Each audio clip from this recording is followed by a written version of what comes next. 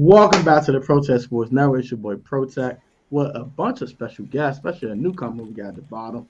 I hope y'all having a blessed one, staying safe, staying healthy, man. AGT, you know how I rock. Now we rocking. I'm gonna say no more. Let's everybody introduce themselves. Well, you know two of these people very well.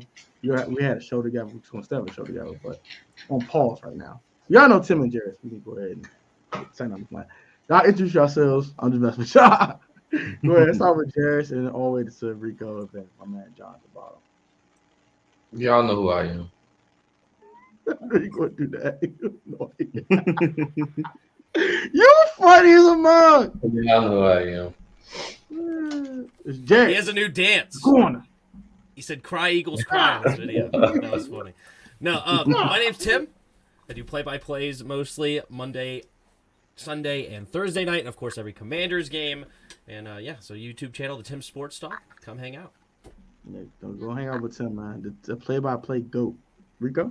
Yeah, different with it. And then I'm Rico. You can find me on Street Scores, SCREET space SCORES. Everything Commanders content, especially when we get to the draft. I'm so excited.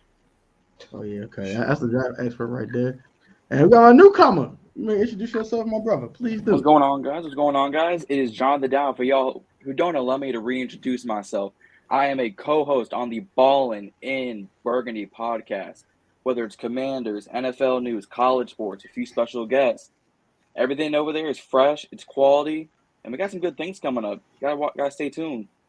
Facts. Please subscribe to all these four wonderful gentlemen this evening. I would very appreciate it. Jeris, the most controversial content creator in our community, makes the most controversial topics. Tim, the play-by-play GOAT, the analytics guy, and Rico, and our new breeding star over there, and John and Justin at the Ballin Burgundy podcast. Also, follow my guys WSH on the daily on Instagram, and we'll get down the way. Shout out to my guys over there, my sponsor. Appreciate that for all the love. Good looking out. Let's get into today's video. We got a game. We're actually going to talk about the Eagles game very, very briefly. I want to get all you guys' opinions on the Eagles game, and we'll talk about this trap game, quote unquote, versus the Houston Texans. Let's start with Tim. What are your opinions on the Eagles game, and what are your thoughts on it? If it wasn't for that face mask, we would have just lost, and so clearly it's just all about the face. No. We beat them down on Monday night. 49 carries, and they only had 47 total plays, 40-20 in the time of possession. It was an absolute beatdown. And don't get me wrong, we're not the better team. We did everything right, basically, and we only beat them by 5. And, I mean, yes, technically 11 with that final play that they fumbled, okay? But it was still a tight game into the fourth quarter. They're definitely a really good football team, but we showed them our best, and we came out on top, and that's all. Wait, we're back to 500. Yeah, facts. Rico? Yeah, first of all, I agree. And even just to go back to the Vikings game, we should have won that. And you can argue those are the two top NFC teams. We should have beat both of them. And so I just feel like one of my main takeaways is that we can hang with anybody as long as we game plan correctly. As long as Taylor Heinicke uses his legs, the offensive line is more consistent. They had their issues throughout the day, but John Bates stepped up big time to help Cornelius Lucas on the right side at times and things like that. And I just feel like if Scott Turner can coach like that, we're gonna win a lot of games. Jack Del Rio, one of my main takeaways is he is doing his thing. I mean, Derek Forrest, first of all, started and played every snap, but he was everywhere. He was free safety like a third of the time. He was in the slide a third of the time, in the box a third of the time. And Benjamin St. Juste, another young star. And Jack Del Rio's doing all of this without Cole Holcomb or even David Mayo in the lineup as well. So shouts out to Jack Del Rio for keeping this defense together, being creative, and getting results out of these guys. We're getting turnovers now.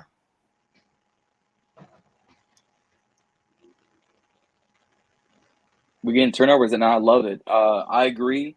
I think Philly was the more superior team as if we're looking at a talent base. A.J. Brown, Devontae Smith, Zach Pascal, who, I'm at ODU, so shout out to my guy. Quez Watkins, Kenneth Gainwell, Boston Scott. My sister's a Philly fan, so I loved her downfall. But again, turnovers is what we need. I think it's what's the stat? We're like we're what 5 games under 500 when we don't have a turnover, and I think we're 2 games above when we do. We forced 3, a pick, that fumble.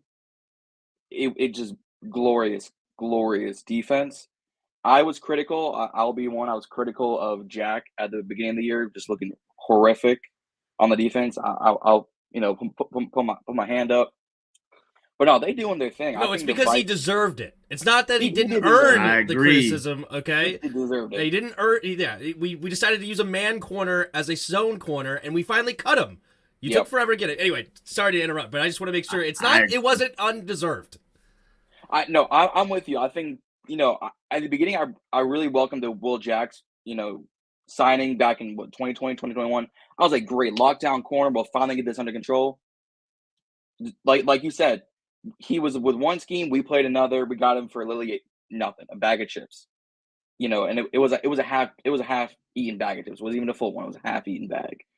But no, we should have beaten the Vikings. I was at that game. We should have really beaten them. That DPI was an absolute. Oh, that was a bad call. But we got that face mask in our favor. We got the turnovers. Heinicke played one of his better games running this offense. You hand off for what's like 178 rushing yards alone and like 175 passing yards. Like you said, 40 minutes of time of possession versus 19. If you look at stats, we were the team. And I loved it. As I wait for Jeris to return, I'll go ahead and give you my opinions on the game. Very briefly. First off, what I like what the Commanders did was run the heck out the football. They took the ball out of Taylor Heinicke's hands. They put it in the running back's hands. No offense to Taylor Heinicke. We'll get to him in a moment and the quarterback thing before we get to actually. Don't lie. You mean full offense to Taylor Heinicke. No, it's not offensive, bro. I did not want him to drop back 40 times. I'm sorry. That was been a losing formula. Given that pass rush that the Eagles had. We saw it early. First drive of the game. Bow! Give me them cookies. Oh, my gosh. Where the cookies go? Not the ideal start. Yeah. Yeah. Sure. I was like, what? Bro, what is this? It was bad. But not here nor there, but we ran the heck out the ball. We said, look, bro, we're not letting Jalen Hurts or this offense get a rhythm. We're taking the ball out of the air, and we're going to run it down your throat. We're going to put our foot on your neck and stomp you out so you can't be stomped no more. So that was great, number one. Number two, bro, this defense. Bro, the turnovers. Taking the cookies out of Dallas Goddard's cookie jar. He like, what happened? I just had it. All right, give me that. You don't want it. You don't want it. I'm going to take it. You don't want it. Stupid focus. But yeah, you don't want it. I'm going to take it. Give me. The Quez Watkins was clutch. Oh, my gosh. If he gets up and doesn't fumble, he is out of there. He's out of there. You hear me? Out of there. He said, Ben said, give me that. I need that. I need that, sir. I need you to cough the ball up. I appreciate that. Appreciate you. Because you having butter hands for hands. I appreciate it. That was huge. That game was huge. The run game was huge. The defense was great. And Taylor Heinicke made some clutch bros. I'm not trying to say he had a bad game. He didn't have a horrible game at all. It was clutch bro to clutch bro. The one to Terry was the best bro the whole night. The one he got Slay, caught Slay lacking. Got him under the ropes a little bit. Give me that. Oh, got him. Best bro tonight. A little errant that pick pissed me off. We'll get to that in a little bit. We'll get to that in a moment. In the fourth quarter woes of Mr. Taylor Heinicke. We'll get to it in a moment. But great win. I was very proud of the guys. It did some good things. Okay, so Jeris having some issues with the StreamYard. It keeps cutting them out. That's why it keeps coming in and out. Okay, that's fine. But yeah, it was a great win by the team. I was very impressed, especially the game planning. Jack Del Rio had a darn good game plan for handling Jalen Hurts in that offense. And Scott Turner, I'm gonna give him some flowers. Best game plan I've seen from him since the Cowboys game in 2020. That's the last time I see him had a picture-perfect game plan, start to finish, since that game. Since we blew the door off the Cowboys in 2020. That was so fun to watch, by the way. Mm-hmm. But since that game, we have not seen a game plan like that. Run the heck out of the ball, go play action fake, get a little trick. He got a little trickery. He went in his bag a little bit that game, but he had to go in his bag at Monday night. Run the ball down their throat till they stop it. Put your foot in a neck and just stomp it. It did an auto wick on him, which is awesome. But all right, enough of the Eagles game. We can put that to the rest now. Let's talk about the quarterback situation very briefly. I'm gonna start with John actually, and then we'll go to Rico and then Tim. I have a very it's clean and simple. Who do you think Ron's going to choose to start after week 11, and who would you prefer? Let's start with John. I think Ron being Ron, I think he's gonna start Carson one game, because we need one game where he plays 70% of the snaps to get that second round pick. Because Taylor's 3-1, Carson played the first 6 games.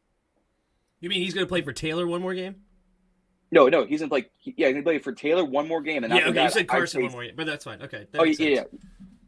No. So Taylor's going to start week 12, and then Carson. Wentz will take over in week 13. Okay. Yep, because then you get that second round pick. If you don't, you'll stick with third. We don't have a second round pick. Makes sense. You get the pick, get Carson in, and let's say the last 2 games, you either start Taylor or you do a 50-50 with Taylor and Sam, depending on how the season goes. I prefer you stick Taylor all the way.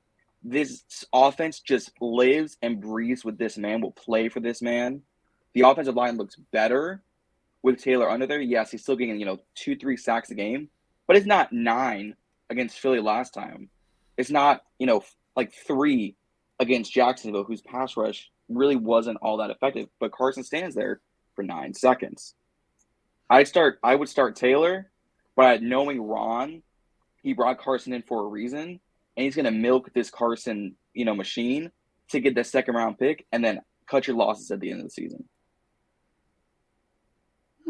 Okay, that's a good take. Well, Rico, thoughts? Yeah, I am afraid that Ron Rivera would decide to go back to Carson Wentz, but I think it's going to be too hard with the way that the guys are galvanizing behind Taylor Heinicke and just the hot hand. I mean, you can argue we've won in spite of him for a few of these games, really up until this game, honestly. And so, I mean, there is an argument to be had there, but I just think, for some reason this team wins. For some reason the team, at this point, luck is almost a measurable trait when it comes to Taylor Heinicke as well. It just seems like things work out a lot of the time with him. And I just can't really see Rivera benching him. And then me personally, as far as winning games, I prefer to see Taylor Heinicke out there, especially with this offensive line still beat up. And to your point that, Carson Wentz was a statue and Taylor Heinicke's legs help keep this offense going on schedule. Instead of 8-yard sacks, we're at least getting like 2-yard runs on 1st and 10 and things like that. It's not as bad. Me personally, I would love to see Howell at some point before we get to the draft, because I am a draft guy and I want to know what we have in them. But right now, while we're still in contention and we're still in the full of it, you might as well just go ahead and stay with Taylor Heinicke. Even though I would love to see how explosive this offense can be with a healthy Wentz, with a good O-line. I'm just not sure if the O-line is ever going to be at that point again this season. Okay, Tim? Yeah, the main difference between Heinicke and Wentz is the heart, is the will to actually – he's not afraid, right? There's no fear in Heinicke's game, right? He can throw a pick, and he'll still throw it down the middle of the field, and there's nothing there. Wentz was playing so scared to start the season, right? He was looking at open receivers and still not throwing the football. Like, Terry McLaurin ran a hitch on one particular play, I can't remember which one, and he literally looked right at him, and he didn't throw it. And you're wondering what's going on with Wentz. And so I wanted the Wentz trade. I thought that was best case scenario for us in the offseason. That's what I said. And I was hoping to get more of that 2017 Carson Wentz. And maybe I am getting 2017 Carson Wentz, and I never really did a film study per se. And maybe he missed a whole lot in that 2017, and yet they were still just good enough to be super explosive. But I don't know what it is exactly, but I do know that Taylor Heinicke plays with a whole lot more heart, a whole lot more passion. The team believes in him because of it, and it's going to be very hard to bench him now at this point, even though it's going to be hard not to play Carson Wentz because you're paying him $28 million. Like, to have him as a bench player, is definitely going to hurt. And you're basically admitting you were wrong to ever trade for him if you stick with Heinicke. It's definitely a big dilemma for Ron, but I think that it's going to be Heinicke, because also it's going to be the Carson's is not healthy enough, right? Until Heinicke sucks, and now Carson's magically healthy enough, right? We lose a couple of games, and then it is what it is on that front. So, and actually, just a slight amendment, I think Taylor has to play 2 more games to get over that 70%. He has to play this game and the Falcons game. Because, yeah, 6 out of 17 would be 32 or 34% or something like that. It might be just under the 30 at 5. So I want to see Heinicke for the next 2 games so we keep that second-round pick. And because I'm totally on board with that as well. Don't just start Wentz for no reason. I mean, he's 3-1, Heinicke. You don't need to be desperate. Yeah. All right. So I don't know if you guys watched my playoff formula video, but I had a formula of how the Commanders can make the playoffs after we didn't get back to 500 yet, but we got close to 500, like bringing forward that point. I kind of predicted this. I was like, Taylor's going to win a couple games in a row. He did. He won the Packers game, won the Colts game. We're going to lose to Minnesota. He lost Minnesota. Don't let them predict with the Philly game. I ain't see that coming. Who saw that coming? Who saw that coming? Let's be real here, right? So I'm like, okay, cool. So I'm 3-1 on my pick so far. I was like, okay, this is pretty much what I thought was going to happen. I think Taylor's starting this game, obviously. He's going to start the Falcons game. I don't think Wentz is healthy right now. I don't. I saw him today. We saw the little clips. He's trying to hold a football, can't even hold it straight for real. He's not healthy. You can tell. He's trying to grab it. He's like in pain. Like, nah. He ain't dead yet anyway. I think he's going to play the Falcons game. Heinicke is. They're going to play Wentz at week 13. I completely agree with John on that. They're going to play Carson Wentz again. They don't want to admit they're wrong, number 1. Like he said, like John said, number 2. I like Taylor Heinicke's heart. I like the moxie. I respect it. At the end of the day, Carson was a more talented football player. And talent wins you games. Heart doesn't. And I think people forgot 2021. People just forgot about 2021, bro. Like, people just forgot that existed. That he was a part of 2 4-game losing streaks last year. He was a part of it. Yes, I think he got better as a passer, but has he got that much better to where, oh, yeah, I'm going to believe in you now?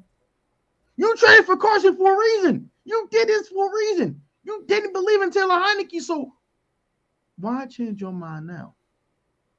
And no offense to Taylor, I don't think he did anything to make you change your mind. He did some good things. I'm not saying he's been playing horrible. Heck no. He looks okay, but the 4th quarter picks are no for me. That's the deal breaker. Like, okay, Corey 1 for 3, you're okay. Had the Colts game. He was absolutely awful. But those 4th quarter interceptions got to stop. I can't. You're not going to keep getting away with it. You did in the Colts game. Got away with it. You did it in the Philly game. If it wasn't for the no face mask call, Eagles score on that drive, to be honest. They're starting to move the football. And then he fumbles. They're like, yay, we got a fumble. But let's just say that they call face mask. You think Jalen Hurts in 19 minutes they scored 21 points? You think they had an extra drive, they won't score more points? We probably lose that game if it wasn't for that turnover. We can't keep getting away with this. I think Ron is thinking that too. Like, all right, look, bro. We playing these tight ball games. We playing these 4 or 5 point ball games. We keep turning the ball over in the 4th quarter, and our defense is bailing us the heck out. Are we going to keep this up? I don't think so. I have a best case scenario thought. All right, let me get this comment. What about the first 4-game losing streak? Miss me with that. What about the first one? Huh? Oh, okay. But I have a best case scenario. Heinicke plays the next 2 games so that we get the 2nd-round pick. Yep. Tweaks something, not a serious injury, but tweaks something. Wentz comes back in, but it's not like a transfer of like, oh, Heinicke's benched and now we're doing Carson Wentz. It's a team believes, okay, well, this quarterback's hurt, so now we have to go back to Wentz. And then Wentz feeds off of that Heinicke energy and comes in and starts playing like Heinicke, but with more talent. Because Heinicke's not afraid to throw it off the back foot into double coverage, like no fear or what's. Give it to Terry, right? He's just force feeding Terry. How many targets has he had the last 2 weeks? 3 weeks? Yeah, last week was a lot of targets. That's That's the first week with 10 or more targets this season. Was it 9 targets the week before that though against Minnesota? Then It's like 8 or 9, yeah. 8 or 9 elite. 8 or 9, at least something like 7. that. It's at it least was 7. like 4 with Wentz. Yeah. Yep. There's a couple 5 games with with Wentz, targets maybe. in some games with Carson. It's a couple Terry- games. 1 or 2 out of the 6 that he played. Yeah, Terry was not getting the 3 ball of with them. Carson. It's like 3 of them. I What think- was it garbage time though? The Eagles game down. I don't count that. That was garbage time. But Yeah, that games was were garbage time. competitive, He there didn't was in the two- there was two Jacksonville games. game. There was 2 games that were competitive. He had 8 or more targets with Carson. But you got to think about it though too though.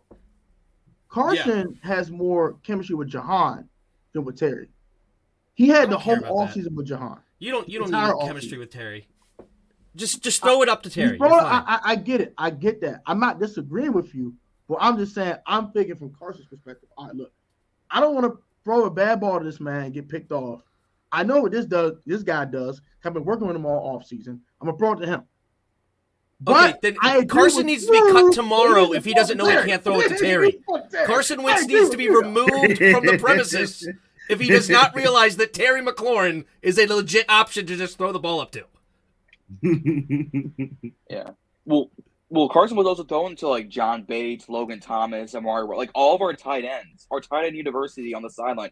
He was throwing to Curtis, which I'll agree with. Curtis needed to get some targets after an injury.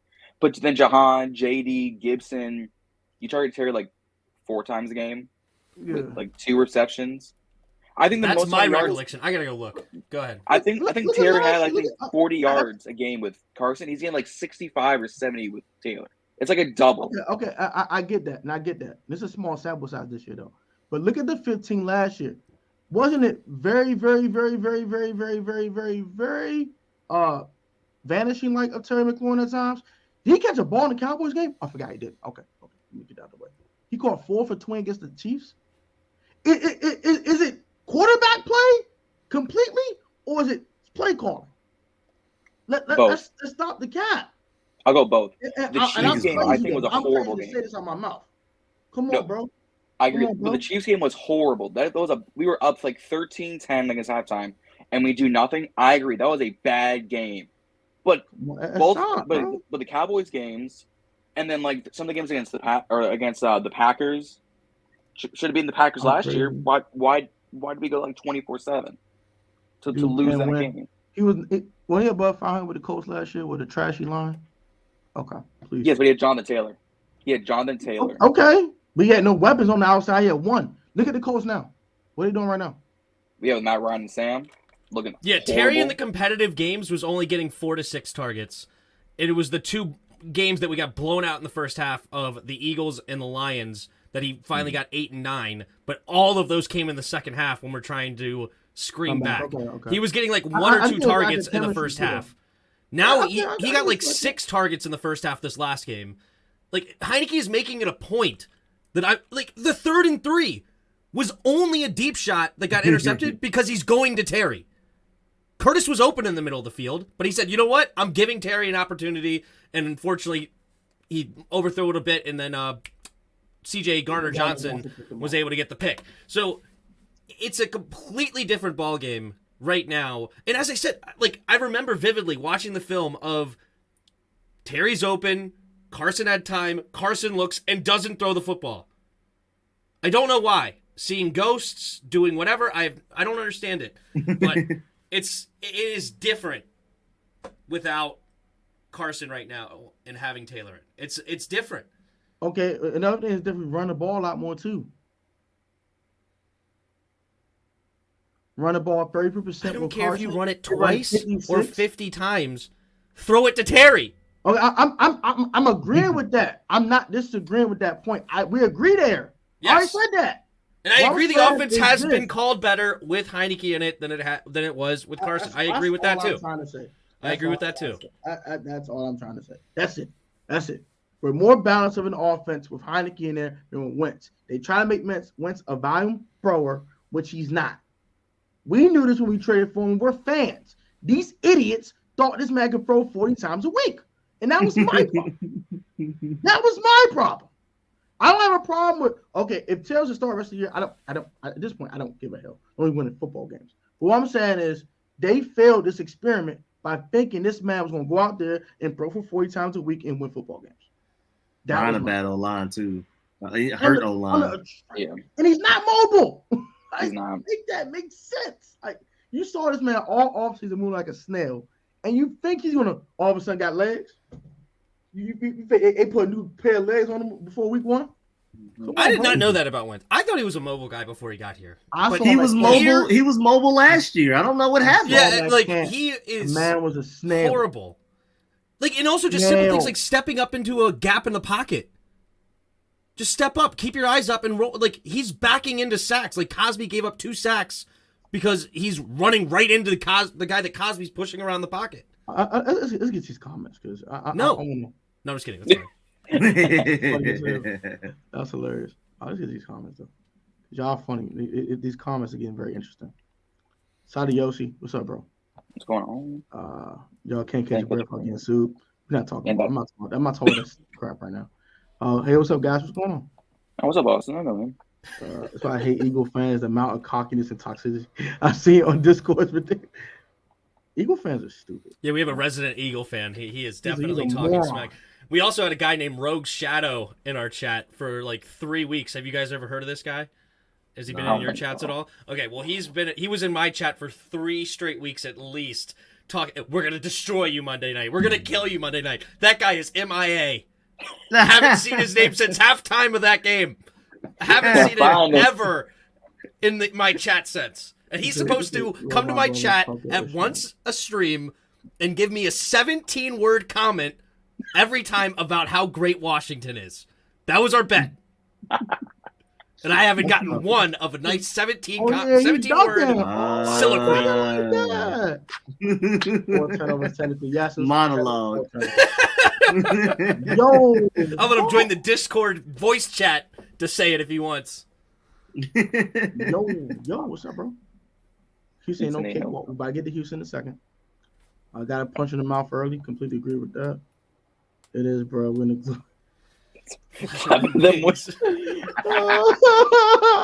Yo, Street Sports, did you see Jeris' video of the recap? No, not yet.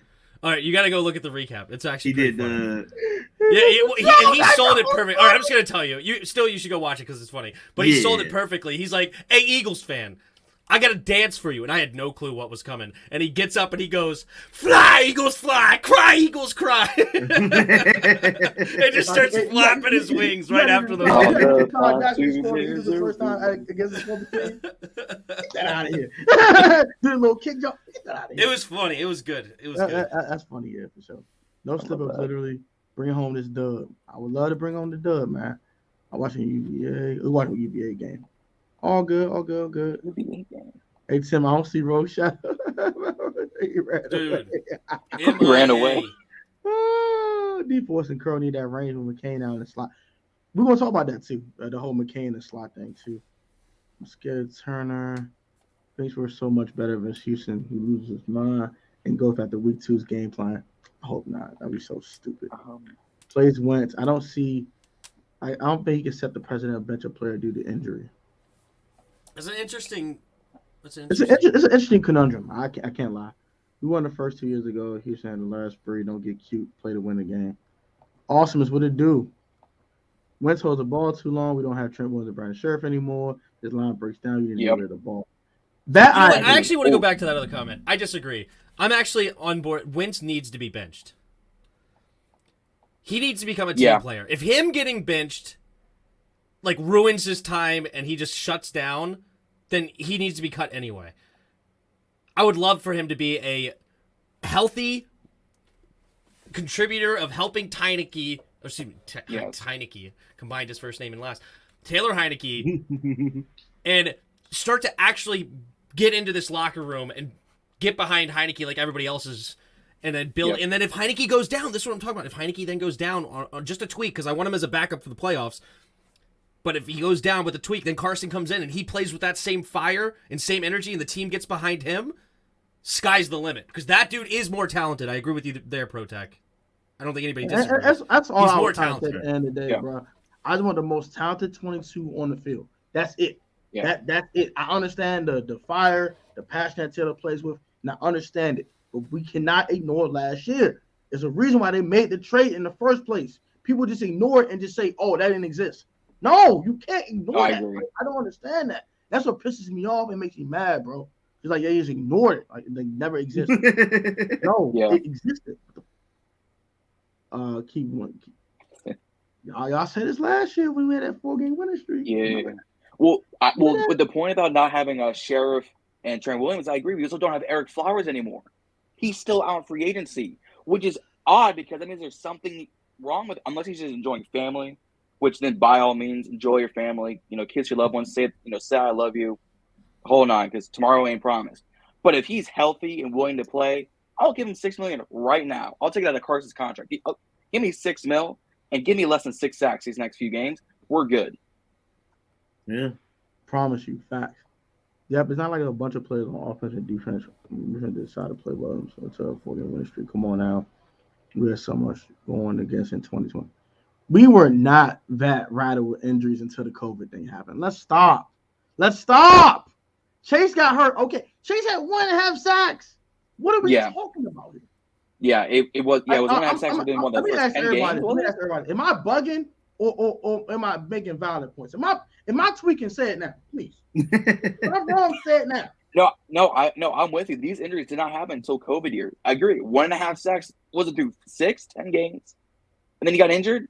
1.5 sacks? Yeah, Sweat had more, Payne had more, Allen had more. I think the safeties had more sacks than him. And he's the pass rusher. He's the D end. He's the number 2 overall pick.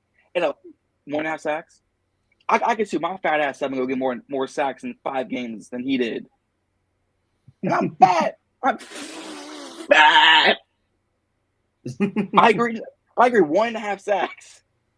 Right, I want him back in the field as much as anyone. I heard from Rico. Rico, am I bugging or not, Rico? Please tell me I'm bugging. Yeah, I mean, we got hit with a lot of injuries, but I think it was like towards the last third of the season anyway. I think, Taylor Heinicke, limited ceiling was the root of a lot of our problems. I mean, again, like I said, even on this win streak, we've been winning in spite of him a couple of them games, honestly. Like, especially the Colts game, where we only need to score that many points in the last 5 minutes because Heinicke was not playing well up until the last 5 minutes of the game and things like that. So, I mean, I love him from the Atlanta metro area, but I mean, I see his weaknesses, man. And but my only thing is I'm just not too confident in Wentz either. I just feel like we're just in an ugly situation where Heinicke's eventually going to let us down. And I'm not sure what I'm gonna get from Carson Wentz, period, if he comes back or when he comes back and stuff like that. So I just think it's an ugly situation either way. Honestly, I'm a little scared, but Wentz is easily more talented. I will say this. I will say this. And I will say this. This is a caveat though, because I hope Scott Turner finds his bill somehow. And here's what I'm gonna say here. Keep the same game plan you have with Taylor, with Wentz, but just expand it slightly more. That's what I thought we were going to trade for him anyway. I didn't think he's going to be a volume thrower, throw it time 40 times, drop back 40 times. I thought it'd be like 25 to 32-ish. You use the run game as the catalyst, go play action off of it, and then you let Wentz take shots down the field. If you use that, and he has to throw to Terry, I completely agree with Tim. If he throws to Terry, and they reduce the pass attempts, and use the run game as a catalyst, Carson will be fine. I think. If they do what they did weeks 1 and 2 and they throw the ball 40, 45 times, we're getting blown out. Carson has to throw it into triple coverage. Curtis Samuel, 49-yard touchdown with the referee taking out the safety. Carson, it's so simple, Carson. So simple. Look, jeez. That easy. Throw it into a Vikings team meeting. Shout out Mark Schlereth for saying that. But yeah, throw it into the Vikings team meeting, and Curtis Samuel will come down with it. Our shortest receiver. Come on. Bro, I was there for that catch, and I was like, triple coverage? Are you down? Are you dead? We both said this. We both at this game, bro. I'm like, what are you throwing this at? I said, bro, where you throwing this at, bro? You throwing this at? Like, is you dumb? Ain't no way he caught this. This ain't real life. I guarantee We the got built by the right refs in real life. I guarantee the right back Curtis Samuel on his fantasy team. I guarantee you, ain't no way he's taking out safeties for no reason. I guarantee you, he had Curtis on his fantasy league. Man, He my had man had him on his fantasy team. He wanted that touchdown. He wanted to win. Terrible assessment. Heinicke playing with Destiny. We all talk about that. I disagree. I'll make sure. Okay, that's fine. I had to mention Gibby from the Chargers game. Okay, that's week 1 of 2021. We already talked about that a long time ago. Run for the passer call. We have more success with Heinicke throwing a pick game with Carson. Had won 2 pick games. Carson had 6 interceptions on the season. Had 7 all year with the Colts. It's a new offense too. Yeah, it's a new I offense. think We all he's acknowledge that hesitant. Carson was not playing well, right? Yeah, Does I anybody never disagree? said he was playing. No, hell no. No, he wasn't playing well. I know that. But I saw a slightly higher ceiling when the offense was actually clicking. And we saw it early in week 1. Saw it first 2 drives when Scott Turner actually got in his bag. His offense was like, oh, is this offense elite? What's up with this? And then Scott Turner started calling some bull crap. I'm like, bro, what are you doing? And he got back to do what he did in the first part of the game. Well, Carson threw 2 picks. Like those picks were egregious as hell. Yeah. Yes. Especially one of Tyson Campbell. Bro, what are you doing? Don't telegraph, bros. That's just stupid. He was staring down to him. Bro, I was having to play on Trayvon Walker the second one. That first one was just stupid. The first one was Bulldogs. Y'all Shut know, your right? mouth. The Bulldogs stink. They're the worst team in the nation. Daggone Bulldogs, bro. You going back to back? I wanted to ask you. You going back to back?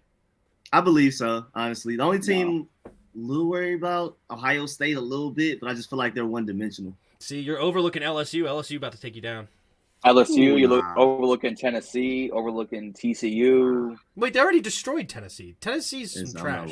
Oh yeah, I forgot. But honestly, I mean, honestly, I don't really believe LSU's going to beat you. I'm just kidding. But I think I would prefer to see LSU than Tennessee again. Honestly, I think Tennessee again could probably. That's probably my biggest fear. I think Ohio State the first time for once, or Tennessee again are my biggest fears in the college football playoffs. Easy. I kind of want to see Ohio State, Tennessee. Yeah, Ohio, because I want to see Georgia, Ohio State. I feel like Ohio State has the higher ceiling. Michigan is the more consistent team. I feel like Ohio State, they can either beat us or we can blow them out. Michigan, I feel like it's going to be just a really good, close game. But Tennessee, I think a rematch with Tennessee, that's probably my biggest fear right now as a Georgia fan. Michigan and OSU both going to make the playoffs? Or whoever loses, they're out? Whoever loses this upcoming game is pretty much out of it just because of strength of schedule. Yep. Yeah. Tone, you crazy, man. I don't feel crazy, bro. I said how I felt. He's afraid of $28 and done. $20 million and done. Nothing more, nothing less. Hey, man, and we get all of that cap space back next year. Yeah, that's why it was best case scenario for me. Yeah. I said if he fails, you just let him go. Yeah, we traded one more pick than I wanted to. I didn't want to trade 2 picks. I wanted to trade a third. I wanted like a Matt Ryan situation, especially if we're going to take on that the third round pick. But once we made that trade, I'm like, I'm cool. Because now we can just cut him and save $26 million next year. Easy What's money. a tricky situation, though, is that we draft so well in the 3rd round. Of course, I prefer to keep the 2nd round pick over the 3rd, but we hit in the 3rd round. So hopefully we can put some of that 3rd round magic into the 2nd round after we were able to keep that pick. Well, let's draft a guy worthy of a 2nd round pick. Please. Draft a guy you would draft was never a 2nd round pick. Yeah, Ryan Anderson was never a 2nd round pick. Stuart Crazy was never a 2nd round pick. We can go on and on. Draft who you would draft in the 3rd round with that 2nd round pick. If you feel like you're reaching, whatever. But if that's the guy you like, just go ahead and take him. Yeah. In this curse. I agree with that. Or trade back to the 1st pick of the 3rd. Yeah. Okay. Yeah. Just select the dude you want. Yeah, exactly. I go along with that too. I agree with that. Heinicke leaps and bounds execution offense. Call up Houston. Yo, I need your 1st round. I'll give you my 2nd. Yeah, straight up. Give me straight up, yeah. No, 7. Man. I can't get finesse. Yeah, we'll swap 7ths too. We'll swap 7ths. Why we gotta get finesse for it though? Dang, I'm not trying to get finesse for it. Is that bad? I'm not trying to get finesse. Hold on, I'm not trying to get finesse. I'm gonna need 7th round in 2026. Bro, I'd be GM of the year. Jackson 3rd, hey man, 2025 7th round pick. Man, I take that, bro. It's a bag of chips that's half empty with a couple of crumbs in it, I'll take Yeah. that. All right, Timothy, just to say, like, yes, we agree. Right now, Heinicke's playing better. Zero people disagree. But I don't know what you're not seeing with Wentz, a 6'5" frame with a super strong arm. He was a second overall pick for a reason. He's clearly more talented than Heinicke, but nobody's disagreeing that Heinicke is playing. He's executing better than the offense better. Nobody's disagreeing. For two reasons. He knows it better, and then taking the air out the football. Like, come on, like, y'all not see that? My main piece of hope right now is that Heinicke is coming off of his possibly best game as a commander. You can say most complete game because statistically it wasn't great. But if we're talking about like playing well for pretty much 4 quarters, for 4 quarters outside of maybe like 2 drives, especially that 1 interception. This is probably his most complete game. Maybe he's figured something out. I'm gonna have to see a larger sample size. That's the main hope I'm clinging to. But I just feel like we're just gonna go right back to Taylor Heinicke having one of those games where everybody's suddenly gonna realize, oh, he's not that good. And I'm really scared of it, especially against one of these lesser good opponents. Or then we got to go and beat Cleveland. We got to beat the 49ers. Beat Dallas. Beat the Cowboys. New York twice, back to back. Yeah. And this comes to my point. This is my number one point of why I was like, I don't want to just go ahead and say F the Wentz experiment. In the first 4 weeks of both of these guys playing, Carson Wentz has attempted 175 passes to 96 rush attempts. I repeat, 96. With Taylor Heinicke, he's thrown 120 passes. And they ran the ball 150 times. But I'm the idiot, though. I'm the idiot. I'm the a-hole. I'm the Heinicke. At least you know. I'm the Taylor guy. It's a safe place. It's a safe place. At least you are self-aware. That's what the hell I'm That's saying. the first step. Gosh almighty. Can I not get crucified over here? Damn. Yes, you're dead. You are. I'm literally getting crucified on my own stream. This is just wrong.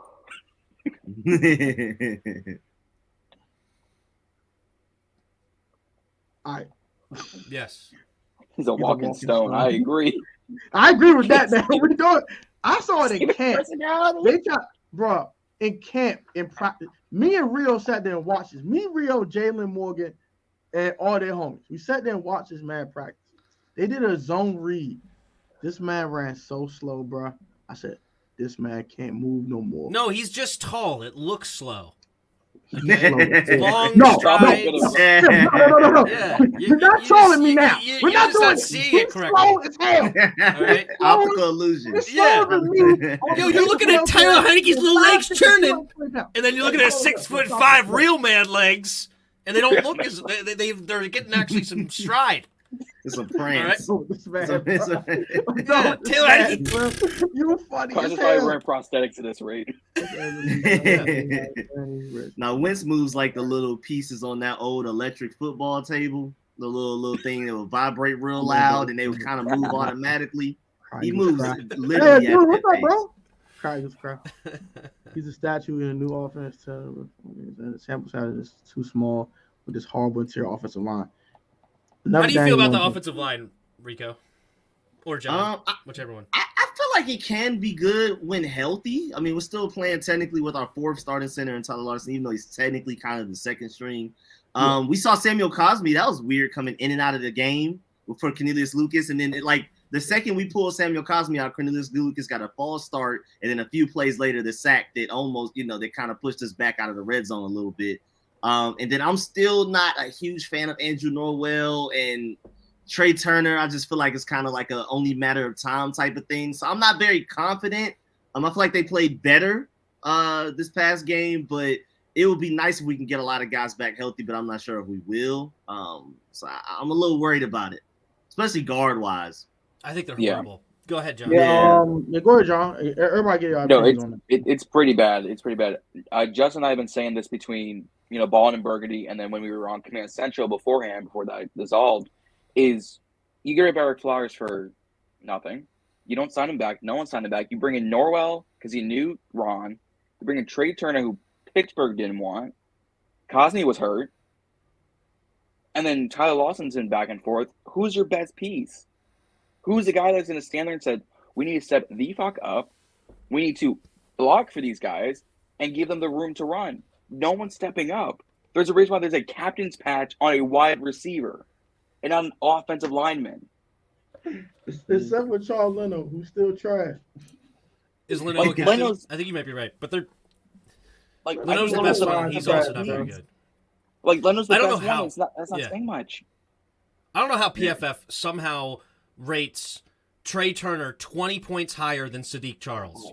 No, we was on the phone about that. I don't know how. I don't know why. I thought Sadiq Charles. Trey Turner should be rated over nobody. He is a slow blob out there. It is terrible. Can't get to the second level to save his life. I saw him try to block on a screen. Oh my goodness. I swear it looks like me out there. I would be just as bad. Man, thank goodness for the tight ends, man, because Cornelius Lucas got bailed out a couple of times by John Bates, especially, and even in that Eagles game. Like, I definitely think we got to draft guard high. But sure. Second round. I don't want to draft the first round guard, but second round for sure. Yes. Honestly, I would not be mad if we go tackle guard 1-2. Hey, man. I wouldn't be angry either. I can kind of see line. us going corner just because maybe they want to save some money off of Kendall Fuller. Even though now Kendall Fuller is playing his best ball, so it kind of seems a little crazy. You don't want to fix what's not broken, but if they want to save over $10 million, they may go corner first round just because of the talent pool. Like I think, like you're right, guard would be better in this draft pool to get second round. If you want to go corner, the time to get them is the first round. I can see that, but tackle guard. I'm kind of with you, man. Well, I'm anti-guard first round period because I just don't think it's a high valued position. Just like I'm anti-receiver in the first round period. It's not that you can't find a talented one. I don't like it. I think you can find more talent later, or not more, but almost just as much talent later in the draft is basically my opinion. Whereas tackles, if you look throughout the league, the left tackle is almost always a first round pick. Yep. It's very rare that a good top tier tackle is not a first round pick, so that's why I would want to draft a tackle. Same thing with like an edge rusher. Every once in a while you get a Max Crosby or something, but mostly it's the TJ Watts, the JJ Watt, the Bosa brothers, right? The guys coming out of Trayvon college, Walker, the Myles Garretts of the world, right? Like these people, that they're top tier talent at the defensive end spot, and so you want to go get your first round pick on those. So that's why I would like tackle first, guard second, try to fix this offensive line. Because if we run that offense and have a top-notch offensive line, so much better. That would be fun. Here's my thing: I go corner first round because we're sitting at I think 17 or 15 right now. Why are you acting like you're agreeing with me and then disagree with me? I'm agreeing. No, it's like corner first round. That's cool. I'm going because even if we trade back, you still have guys like Joey Porter, you have guys like Cam Smith, guys like that. Second round. If we get a good second round pick, and there's someone like Cyrus Torrance out of Florida, I'm grabbing his big ass, saying, "You're coming here, buddy." Mm-hmm. I have no clue about people yet, or players yet. I haven't done no research for the draft. I'm a Gators fan. I have no idea. That's why I'm a Gators fan. But he's like the top rated, I think, guard or center, in the. But I heard about this corner recently. What is his name? Ringo. Yeah, Kelly Ringo out of Georgia. Yep. But he's probably going to be like a top 5 pick, right? Oh, easily. Top 5, top 10. I think top 10. Top 5 talent, inconsistent. As a Georgia Bulldog fan, he was getting beat by Sanford State receivers, but then he'll go lock down Tennessee's top receiver, Hyatt. Oh, Jen Hyatt. I don't know if it's motivation. I don't know if it's just inconsistencies, period. If we're talking about building a corner in a lab, he's maybe even superior to Sauce Gardner as far as length. He runs a 4.3 something. He's heavier than Jalen Ramsey. He's literally built out of a lab, but he's very inconsistent. So top 5 talent, but I think he may make it to the teams when people look at his tape. But then again, the combine, he's going to come out and put up ridiculous numbers. Maybe that jolts him up top 8. So we'll see. I think he will be out of our range though. Yeah. Okay. I literally just did a mock draft just for the hell of it. I literally took I moved us back, so we had like 8 picks. Those 6 of those picks, 2 offensive linemen, 2 linebackers, 2 corners.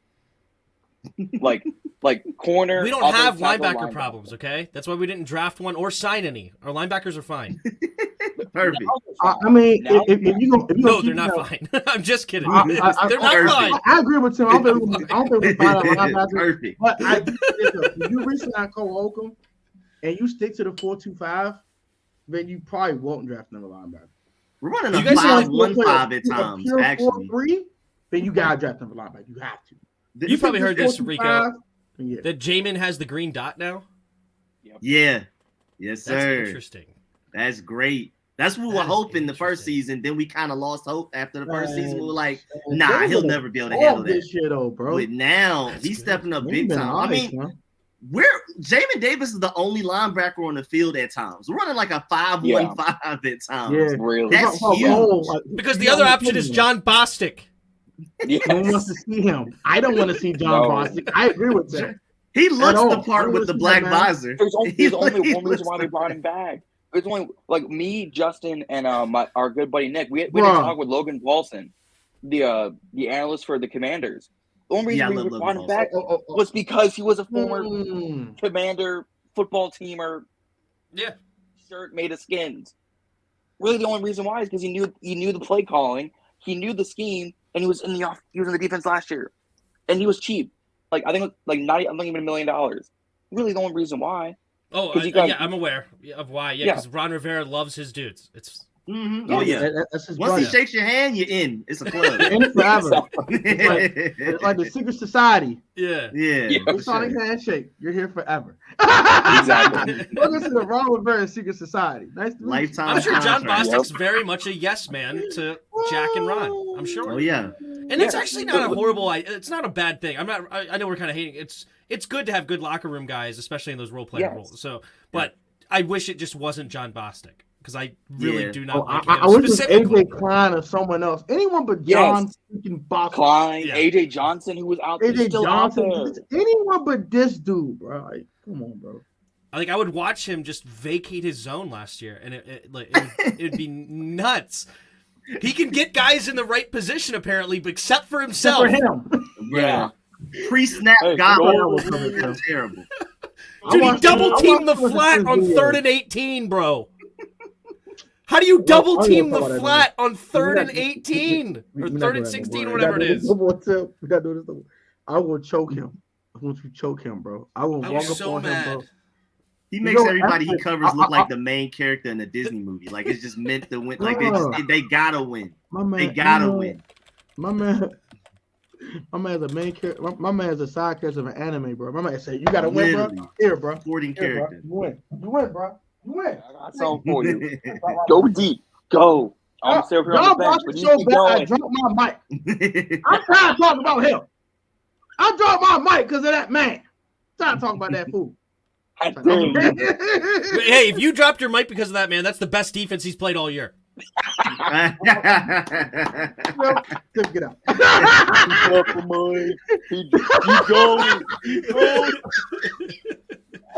It's so sad because the black visor, when he walks onto the field, you think he's one of our best players with that black visor. Face, boy. He's actually somewhat decent in the run game. I've seen some film of him, and it's like, oh, who's that? Oh, 59. Dang it. I don't want to praise 59. Yeah, you don't want to get you don't want to get attacked. You don't want to get too attacked. It's like, oh, darn it. Oh, man, 59 cool. Why couldn't it be 52? Yeah. Come on, 52. Who is it? 59. Dang it. Made a good tackle. All right, whatever. Good job. Oh, you're like 59. Why are you here? Why are you here? Why do you exist on this roster? Why are you here, bro? And to my point, the fact that Jack Del Rio has this defense playing like this with Jamin Davis and John Bostic is John Bostic not even off the bench. One of your top 2 linebackers going into a game against an undefeated team is amazing in itself. Yeah. Well, the offense definitely was the bigger reason we won that game. 40 minutes of time of possession. Keeping the defense off the field. Exactly. And fresh. Keeping them fresh. Because that's how we won the 4-game win streak last year as well. Is slowing the game down, limiting the other team's possessions. And it's like, okay, yeah, when we're actually not exhausted because we just threw 2 picks and our side of the field, Yeah. we can play a whole lot better. Facts. Let's get to the Houston Texans. We talking about every day and their mother. We talking about the Wentz Heinicke. We talking about John Bostic like 5 minutes. How trash he is. I have a secret crush on John Bostic. That's why I brought him up.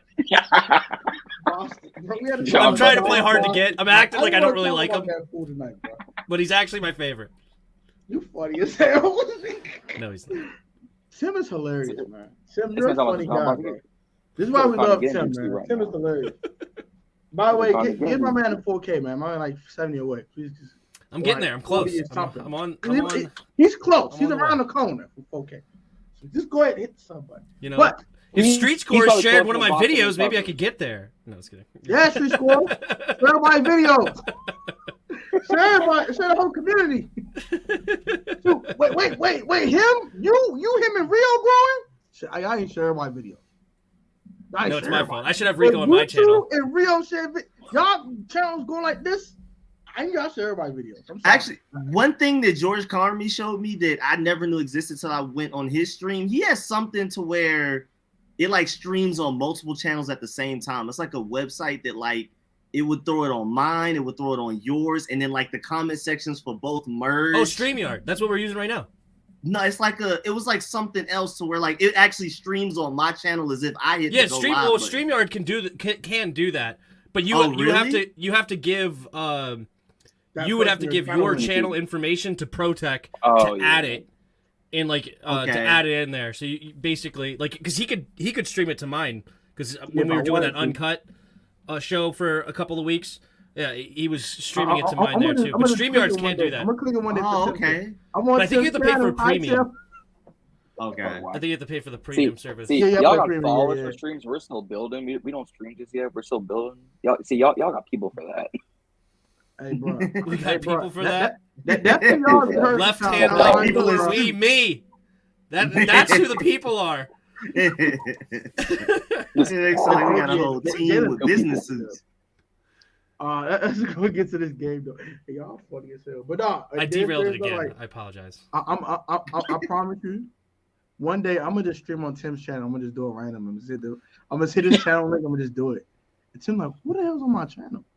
I get a notification to my own channel. I'm live. I'm gonna just get off. I'm like, what the hell is this? Everyone's on surprise. Tim wants to talk live. Who the hell on my protect?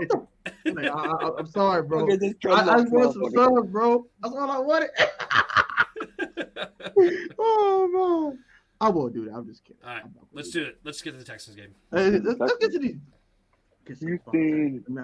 Let me not be disrespectful. Let's get to these less talented Texans. Let's be semi nice here. Play the Texans this week. 1-7-1. 1-7-1. 1-7-1. Been in every ball game though. Let's not play games like the Texans are just trash. They were in every.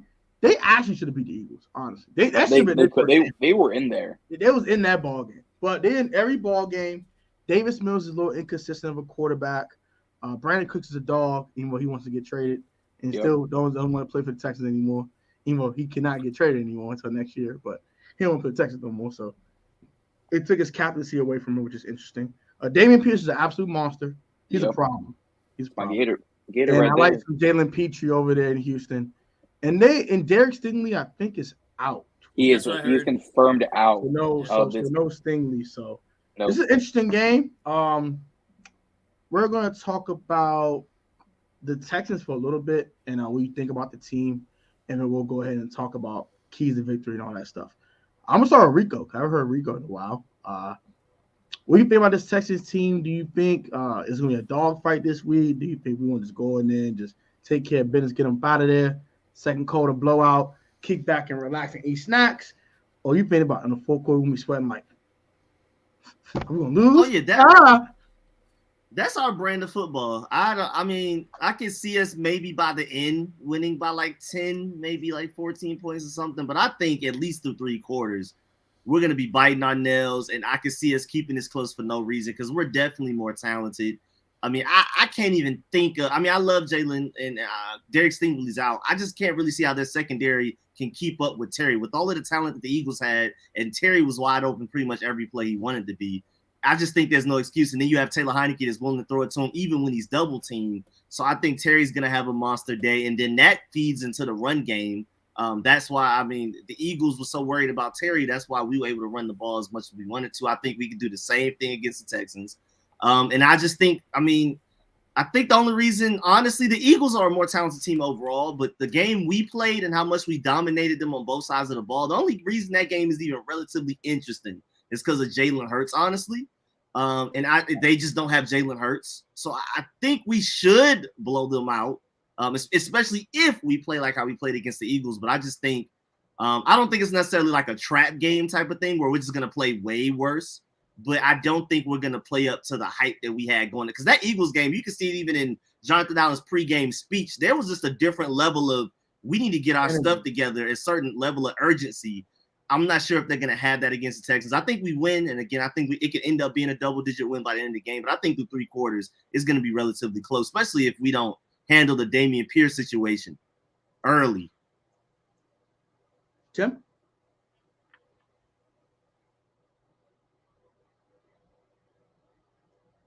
Tim? Sorry, I muted myself to type. But no, Houston stinks. And we should win this game. But the Eagles said the same thing about us. And they did not win that game.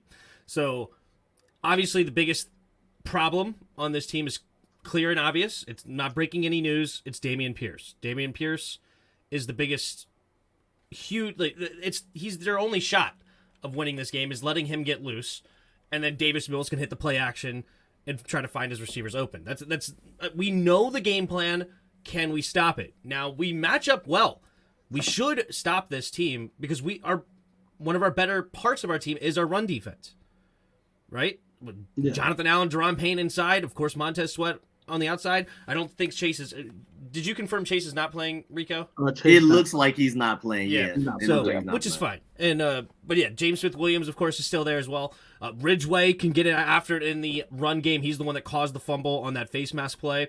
So we should be able to stop the run, or at least slow down the run from Dameon Pierce.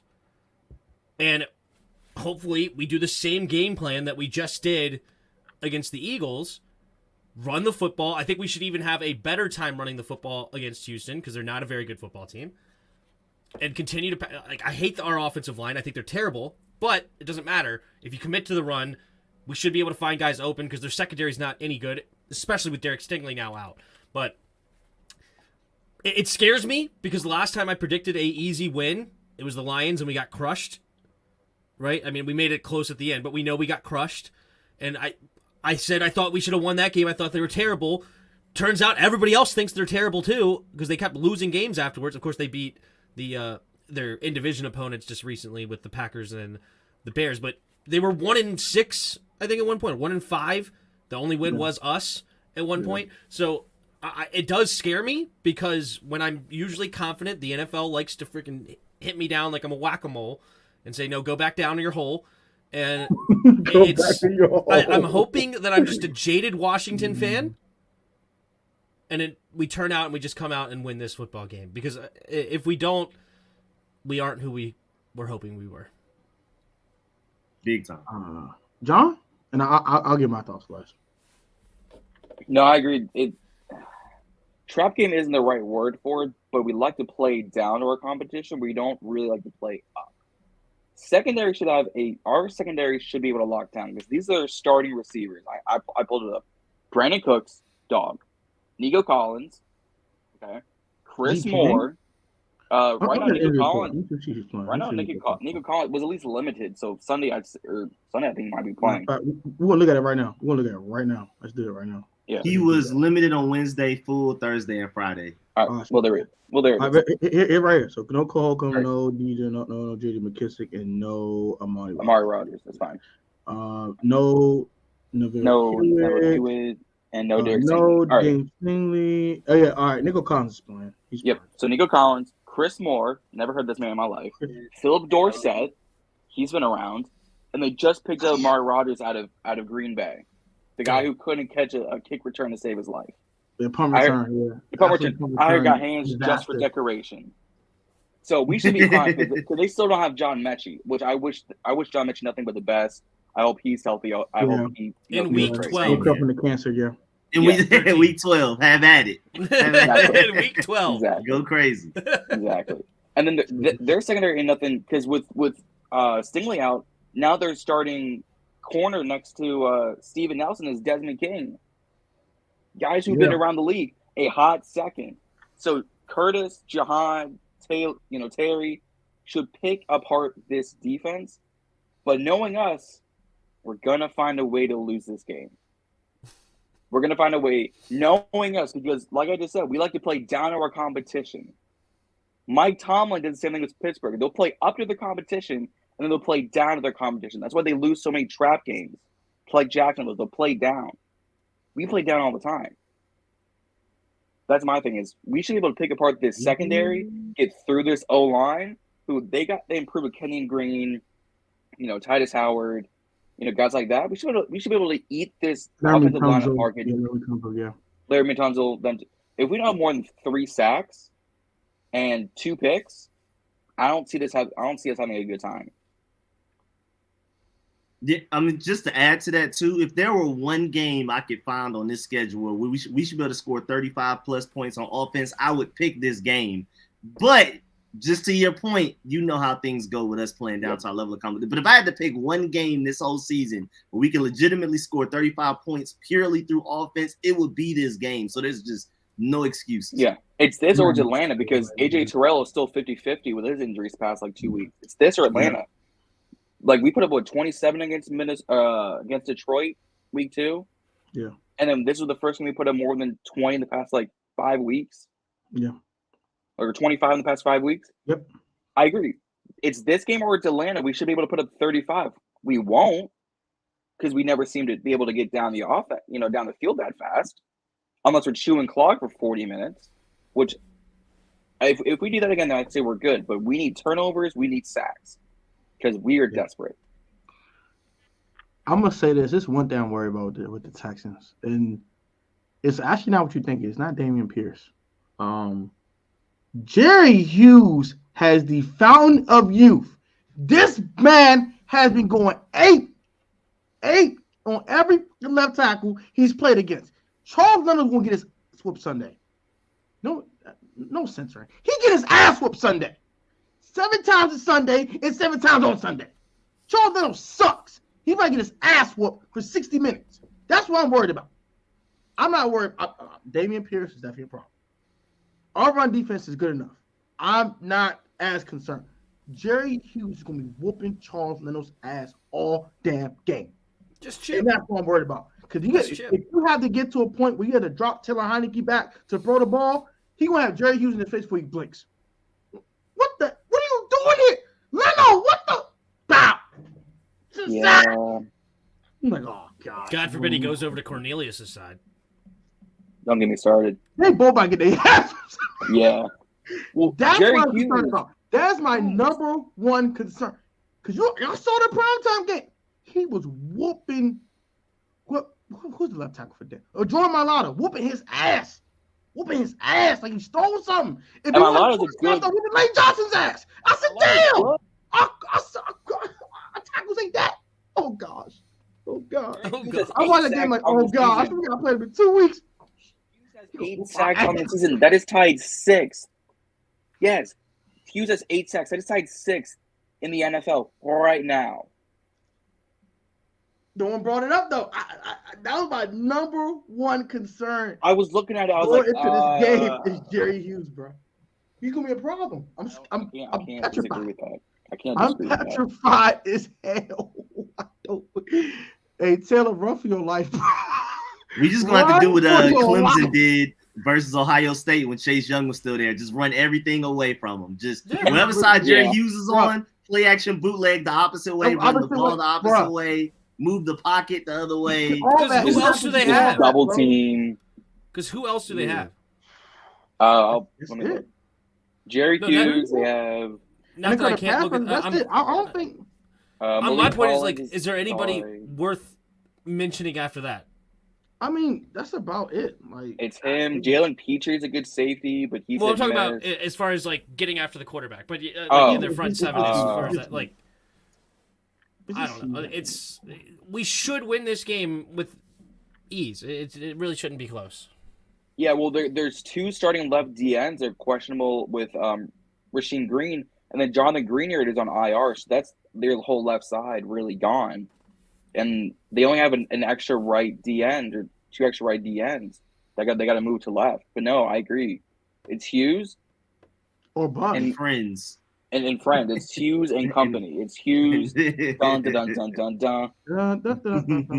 But that man is a prop. And I seen the Chip John Bates thing. I hope Scott Turner does that. I hope Scott Turner said, "Hey, bro, We're asking a lot." tight ends. We are. We are moving to the opposite side. We are. But knowing this fool, after calling this a superb game, he's gonna call some bull jive. Yep. Everyone says If he was why you smart, brought this man back 35 times, bro. yes, You know Jerry Hughes is a monster. What the is this? yeah, I'm gonna But the secondary, man, we can eat the secondary. we should be able to. We got to have time to throw the damn ball. Yeah, no, but we're gonna That's eat. my concern. That's what Scott Turner's. He's salivating. Oh, look at that secondary. We're gonna eat it up. He's salivating. He like, Man, look at secondary that sucks. secondary right there. He's a salary. Look Yeah. at the secondary. They suck. Yep. Oh, If shoot, he was 55's smart- on the field. I forgot about Jerry Hughes. He like, Yeah, who's that? I forgot. 55? Who's 55? 55? Forgot about him. Damn it. Exactly. If he was smart, But I'm gonna look he at would leave Scott. the I'm gonna tight say, you ends. idiot. I would leave the tight ends off the field. Play some play calls where you bring in an extra O line at the tight end position, and then you double block Hughes. And then you leave everyone a single man. You have plenty of time to go down the field. That's what we did against I think it was Tulsa, Carolina. Left tackle. funny. Roger That's actually what has a we good did. point right there. You run at Jerry Hughes to get the double teams on him, and then you boot Yeah. away. Yeah, that's what we Yeah, did. but anyway, Our tight end went Point down. is, though, is that we should be scheming around him in some way, shape, or fashion. Agreed. Yeah. Yeah, I sure. hope Scott's watching. Scott. Yeah, don't boot I'm towards watching his side. you. That's how we get We're watching screwed. you.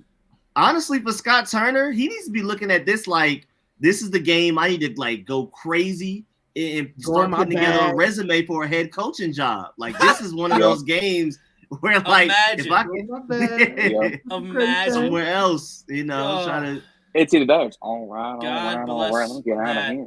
You know what? If Scott Turner had a Organization. similar, Rico got a point because I think that's how he got that's how Kevin O'Connell got the OC job in the Rams. Because in 2019 we was sucking, feeling like go garbage. This man had Haskins look like a freaking nature in the Giants game in the first half, just throwing unconsciously. They're like, Dwayne Haskins doing this? Oh, we got to hire you as an OC. Come on, bro. Yep. He Did led he him to a play head well coaching against like job. the Eagles the So, week before that? too? Scott Turner is one of those games that call one think of so, those, yeah. so he can get out of here. So I want him out of here. So Oh, please, yeah. Anybody want him as a head coach? Anyone can hire Yeah, him. anyone. Head coach. He can Hey, Carolina. fire No, him. we gotta play coy. We gotta play coy. No, he's great. We want him. Stop. Don't look. Don't look. Hey, Carolina, y'all want him back? Take him off my hands. Carolina, Yeah. Hey, I will take an autographed signature of Steve Smith from 5 years ago. It might be faded, but I'll still take it. Y'all want Scott back? Y'all No. want him? No, we'll Scott back, bro. Nobody. Can we hire Scott Turner? Yes, please. Hurry up. Sign the contract. Get him out of here. We appreciate you. Have a wonderful day at the Project Sports Network. Yeah. Oh man. No, you gotta play coy. You gotta play So coy. yeah. And play cool. No, So he's to great. Rico's point, He this made is us look definitely- really well. That's saying Yeah. something. You really don't want We it. beat the undefeated Eagles. He's the next In great spite Running of the him, ball but 50 he helped. times. You know you want him. Exactly. Come on. 40 minutes of Come time on. of possession. Come on here. Stud. Once a year he'll look good. for Stop you. it. We're playing coy. How funny is it? Gosh, John needs to leave. No, I was kidding. All right. You got to go. Sign off. I'm hitting the eject button on you. Sign off. Yeah. Oh man, y'all funny as hell. All right, so let's get to the keys to victory, man. We'll start with the offensive side of the ball. Let's go Rico first, and then John, and then Tim. I said abuse Terry. Make them wish they never even showed up to the game. Abuse Terry. I was a little disappointed about the fact that he had 128 yards receiving by like early fourth quarter or sometime late third quarter, and then he just never got the ball again. His career best is 130. I wanted him to surpass that. I want him to beat his career best, go for 130 or more against the Texans. Abuse that, because that's going to open up the run game as well. So I think we should center everything around getting Terry the ball, whether it's slants, deep down the field, whatever. I mean, that one deep ball from Taylor to Terry was just like an accumulation of a bunch of plays before that, setting that up. So just abuse Terry, man, and make them wish they didn't even show up. Okay, so that's your key. Any other keys, like run the ball or just target? Oh yeah, for sure. I mean, but I just feel like, normally the number run one game, key is to target Terry a lot. I got you. Yeah, because I mean, normally the passing game kind of feeds off of the run game, but I honestly think we were able to run the ball so well because Terry was always open and they had to worry about it. I feel like it's kind of like a chicken or the egg discussion, and I honestly felt like, to me, Terry was the first thing that happened, and then after that, everything else flowed naturally under that, and I feel like we could do the same thing, in my opinion. I personally disagree, but that's okay. That's the fun part. Tom. You're funny. No, I'm actually not kidding. But go ahead, John. No, I agree with Rigo. I think, get Terry the ball. I think he should be targeted, I would say, 10 times before halftime, at least. Please. At least. And then use the run game. You use these run-pass options. Yeah. We have a man in motion. What is it, like, what was the stat? Like 45% of our offense was a man in motion. And those were the times when you get down the field, being fast. Whether it's Curtis, Jahan, Bate, whoever is in motion, because they can just signal, just watch him, and then bang. 2 guys on your left side, just gone. I think we need turnovers more than anything. Because turnovers is I thought specifically on offense. We'll get the defense in a second, but okay, yeah. Offense, get Terry the ball, run the ball effectively, and play smart. Stop using these timeouts like they're just infinite. You have 3 a half. They're not this magical gift. It's like, I got unlimited time. You got 3. And don't think they're going to carry on to next week either, bro. 3 timeouts. Oh, my gosh. Use them if it's 20 seconds and you think you're down 50 yards, then use them. Don't use them in the first quarter when you're down like 1 point. Like, you're fine. If it's 7-6, don't use a timeout unless it's crucial. Ron wants to throw his challenge flags. He better hold them. We're not doing that. We're not doing it right now. No. We're gonna skip that subject. You doing it right now? Because I'm gonna get mad. We're gonna do it right now. Tim, what's your offensive keys to victory, bro? So I don't disagree. I want to make sure to clarify the disagreement. I think the run game is what started it first, and then the pass game opened, because it's what slowed down the pass rush of that Eagles game. We tried to run it in the first drive, and we got that sack fumble really quickly. We actually were protecting Heinicke pretty decent because they had to respect the run so hard. And that had allowed Taylor to have a little bit more time to actually find Terry open, right? Because Terry does get open. It's just a matter of do we have time to find him? So that was the part of the disagreement. As far as your guys' game plan, it's the same thing. I do 5 keys to victory on skins of the game, but the 2 specifically for offense was big days from our running backs. I think both of them should be averaging around 5 yards a carry instead of 3.3 this game, because this defense is not nearly as good as the Eagles. I know that they were missing Jordan Davis, and I know that some of the numbers were bad for the Eagles as far as, like, once they lost Jordan Davis, the numbers got a lot higher. But I still think they have a lot of talent on that defense. And, yeah, there you go. Another one. Right? And then my last one was continue to feed the beast. I mean, get it to 17 and watch him work, right? Like, that's definitely what it is. And then, of course, find the open receiver, like he did several times throughout the game when we needed on that third down. Just get it out of your hands quickly. Don't take a sack. And if we continue that high third down rate, sky's the limit on what this offense could do. Well, I think it would be limited as far as total points, but as far as winning the time of possession battle again, keeping our defense fresh, and then actually winning the game, I think that's definitely something we should be able to do. We should be able to replicate that this week. I got one key to the offense. Target Terry 25 times. Throw it Terry's way 25 times. Had give him a career high in targets. Just throw it to Terry. Okay, guys, let's remember. Heinicke did throw an interception trying to force it to Terry. Or go back to the Giants game a couple years ago where we were winning that game and he tried to force it to Terry and he threw another pick. All right? Yeah, I want to get it to Taylor. All right, let's not force it to Terry all day and have him throw it into triple coverage and have to pray the referee knocks out the safety. No, what'll happen? It'll be 17 targets, 15 receptions for 200 yards. It's going to be that, or it's going to be 5 for 50. It's going to be one of those two. There's going to be no in between. Yeah. I do want to feed him. 25 times. I know you're being exaggerating the point here. I'll be a hyperbole. I'm trolling. Yeah. Not that I thought you were serious. On a realistic thing, target Terry 15 times, please. Throw it to Terry way 15 times. Yeah. I would appreciate that. 15 targets to Terry McLaurin, and anyone else can eat. You want to throw it to Han, cool. I love me to Jahan, but you target Terry first. All right. Wasn't Amon Ross St. Brown targeted like 12, 15 times when we played the Lions too? I think that's a nice little because we just decided to leave him open all game. Yeah, I don't know what that was. I don't know. All we did was 3rd and 5. Let's just leave him open. Beautiful. Thank you, Will Jack. And don't tackle. Don't tackle. Definitely don't tackle. I got Naughty in my Twitter DMs or whatever. I told you he's great. I'm like, good grief. Nobody's covering him. Like, they just left him. That was his breakout. I mean, he's a good receiver. I like him. He's really good, but geez Louise. We didn't even try. Oh, my. No, funny as hell. Well, another offense, because what we want to do, run the ball, keep Davis Mills in his long neck on the sidelines, and throw it to Terry. We already know what that we want to do. Keep his long giraffe neck looking ass on the sidelines. All right, I don't want to see his ass no more. Dude, I know you're saying it, like, did everybody else know how long Davis Mills' neck is? Like, is this like a thing forever? Do you know about it, Rico? It should. I've seen it.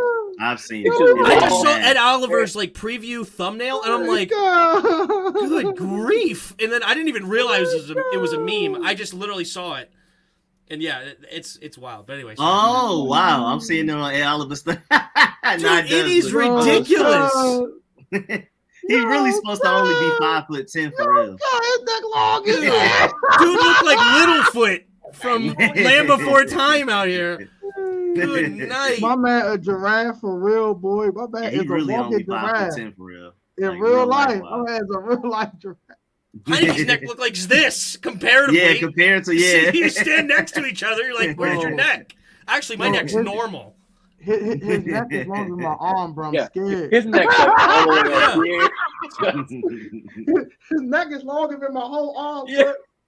Davis Mills neck. And I like Davis Mills coming out, so I don't have any hatred towards Davis Mills, but it really caught my eye on ALOT. It's a double take. Definitely. Yeah. It's a long neck. He's to find his way over Houston. He's trying to find his next destination. It's over Houston. He's got a long neck. My man, like, we're going to Dallas. No problem seeing over that offensive line. None. My man, I can see everything. Yeah. I can see the XFL in my sights. And it's gone. But look at the defense, and let's get to how we start the long neck. Let's start with John this time. What's the defensive keys to the game? You talked about it already, so we're gonna let you kick it out. And then we're gonna go to Tim and then Rico, and I give my thoughts. Sacks and turnovers. We got 1 sack on Jalen. We had, I think, like 2 sacks against Dallas. We had I think our highest was like a 3-4 sack game. We need to get this man on the ground more times than Nick Cannon has kids. We need to get this man on the ground a lot. We need to get turnovers. Nick Cannon. I gotta walk away. Give me a second.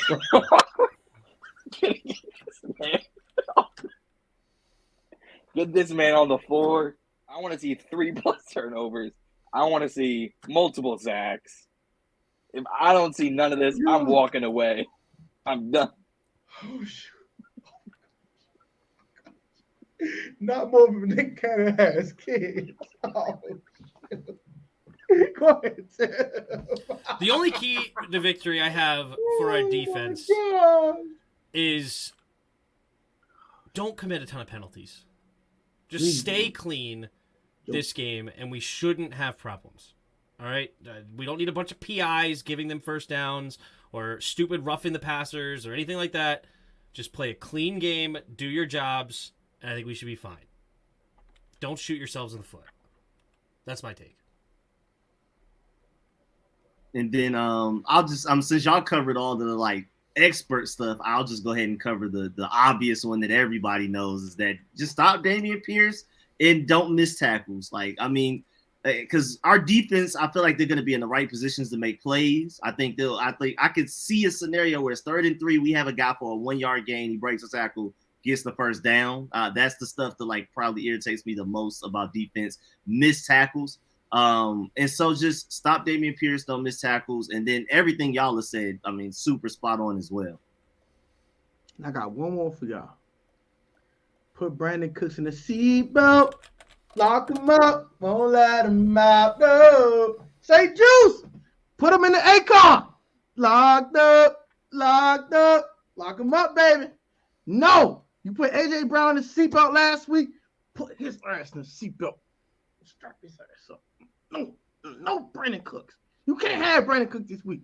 Brought the Chris Moore or Nico Carter. Find someone else, damn it. O.J. Howard. Just no Brandon Cooks. Put his ass in seatbelt. There we go. Put his ass in seatbelt. That's what I want. Say it one more time. Put his ass in the seatbelt. There you go. Now I get it. Yep. Oh my God. I can't move. Brandon should not be able to cook this game. Exactly. No. You know, not to bring up kitchen, no seasoning, none of that. You stay in the seatbelt. Put some maple syrup on him. Maple syrup on him. I was gonna say that should bring up OJ Howard. Let's not be the ones that make him look like the Gronk-like prospect that he was supposed to be coming out. Let's not be the ones that just start his career basically that put it in the gear. Like let's not be those people because we like to be those people. Oh shoot. Or Brevin Jordan. If these sightings are more than 40 yards combined, I'd be like, why? Let's address this real quick before we continue the preview. What happened to the team? Some in trouble drinking on the plane. They got disciplined for it. It's just something. It was something stupid. They probably shouldn't have did it. They should just let that alone. Wait a minute. They got disciplined for having beer on a plane? Yes. I think they got a strong talking to. I don't. They are grown men. It's Sunday night, bruh, and they can't have a beer. Half their commercials are about beer during games. Yeah, that's the thing that gets me too. They literally promote beer, but you're not allowed to drink on a plane after. Wait, that's why they did it? Is because of the promotion of it? No, they don't drink. Oh no, I think it's just beer in general. I think. Or is it Ron? Like I don't want that on my plane. No, it's the NFL. The NFL said something. Yes. Yeah. The NFL said something, but Ron took care of it at today's meeting, so that the NFL didn't have to interject. I think he fired a bunch of players. Didn't have to interject for what? Bro, I don't know. There's not a single player in the NFL under 21. What are we doing here? I mean, it wanted they had Casamigos and Papa Moel on the daggone thing. Again, they promote beer more than any other league. Bro, they promote it more than the NBA. More than it's crazy. You know, I think they got penalized for it though, and they probably pulled the players to the side and did what they did because they got published out on social media. Yeah, I don't care. That's because it was all. I agree with you. I'm saying everyone. So that's why Pat McAfee, when he had him on his show, Taylor on his show, he was like, "It was water. It was water in a cool koozie." I'm like, who gives a crap? He's 27 years old, having a Busch Light after a football game.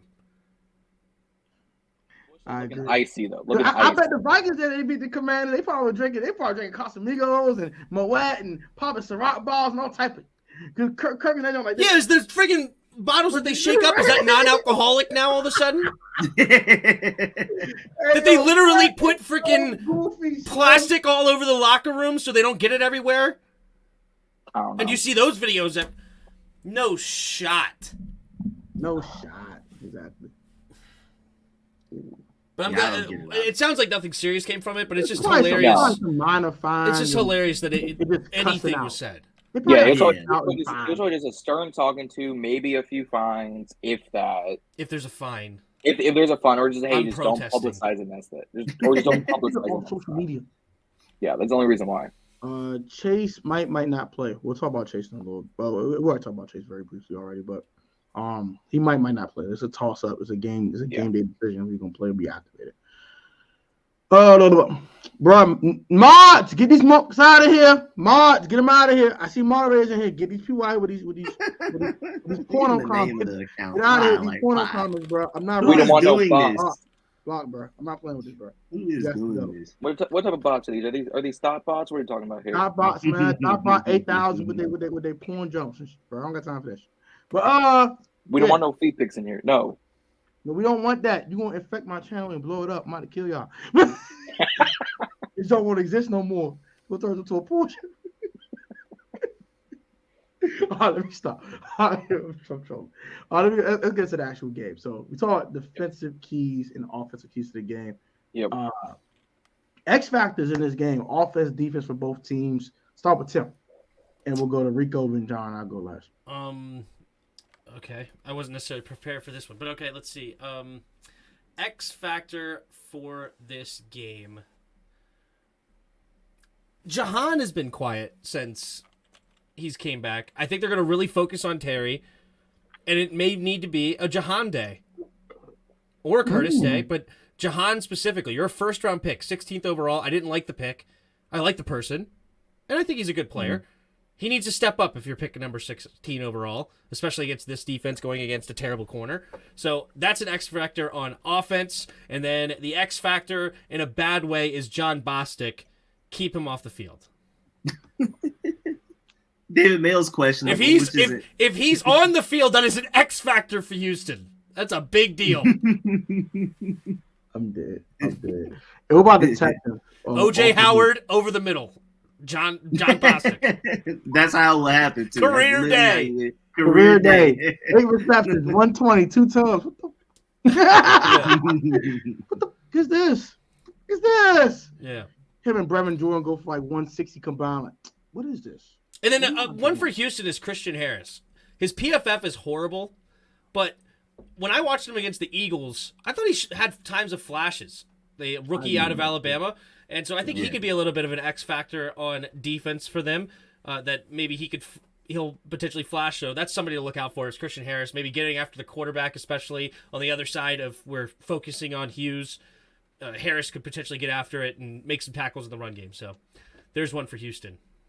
Okay, so and we gotta say OJ Howard on offense because that was funny. On Bostic, that was funny. Rico? No, OJ Howard's not the X factor. It's John Bostic. John Bostic going to a stick. That's funny as hell. Yeah. Rico?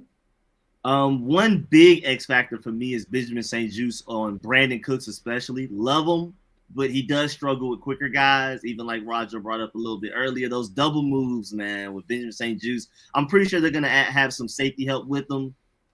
Definitely prefer him on the bigger guys. I prefer Benjamin St-Juste on the Mike Evans, even the Justin Jeffersons and the guys like that.